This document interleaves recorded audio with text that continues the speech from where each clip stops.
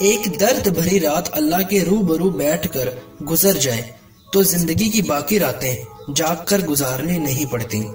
جب تمہیں کہیں سے کوئی امید نہیں رہتی تب وہ تمہیں تہجد کی لگن لگا دیتا ہے اور ایک نئی امید سے جوڑ دیتا ہے، اور پھر تم جان جاتے ہو کہ جو درد دن کے اجالوں میں نہیں سمٹ پاتا وہ رات کی تاریکیوں میں سمٹ جاتا ہے۔ وہ پہلے تمہیں چنتا ہے، پھر ایک ایک کر کے اسباب بناتا ہے، پھر تمہیں ایک ہی جھٹکے میں یوں اپنے قریب کر لیتا ہے کہ صدیوں کا فاصلہ چند لمحوں میں سمٹ آتا ہے۔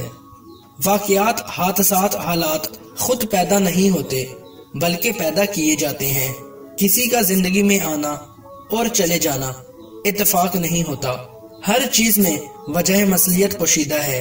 تم جب خود اس کی طرف نہیں جاتے تو تمہیں اس کی طرف کھینچ کر بلا لیا جاتا ہے تاکہ تم اس افضل پہر میں اٹھ کر اللہ کو منا سکو جس میں مانگی گئی دعائیں کبھی رد نہیں ہو سکتی۔ یہ تڑپ اس لیے پیدا کی گئی ہے تاکہ اللہ تمہیں اپنے بے حد قریب کر سکے۔